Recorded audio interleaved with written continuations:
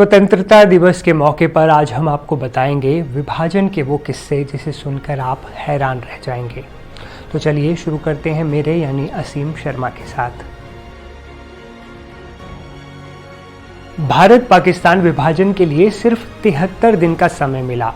सरकारी दफ्तरों में मेज कुर्सियों से लेकर टाइपराइटर तक की गिनती होने लगी।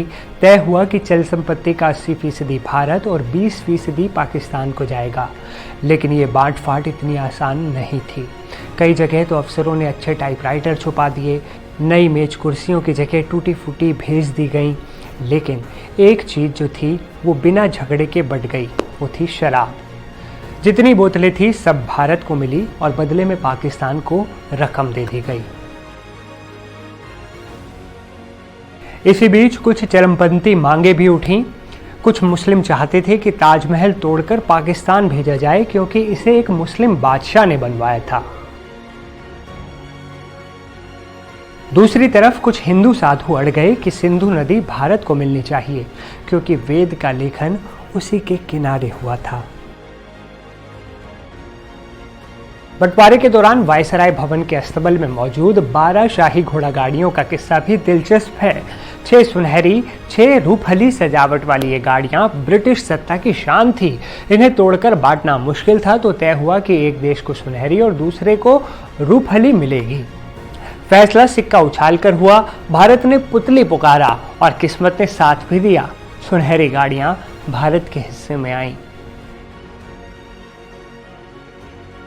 आज़ादी की तारीख पर भी विवाद हुआ।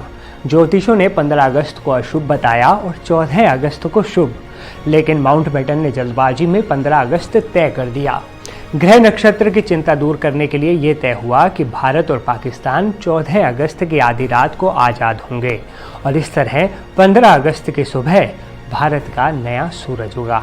आज़ादी का सफ़र सिर्फ जश्न और सुर्खियों से नहीं बल्कि अनगिनत किस्सों, संघर्षों और अजीबोगरीब मांगों से भी भरा हुआ था। साल 1947 देश को आज़ादी तो मिली, लेकिन साथ ही हुआ था विभाजन। एक ऐसा बंटवारा जिसमें सिर्फ ज़मीन नहीं बल्कि लोग, नदियाँ, रेल, डाक टिकट, सरकारी सामान, यहाँ तक कि सोने की ईंटें और किताबें तक बटी थीं।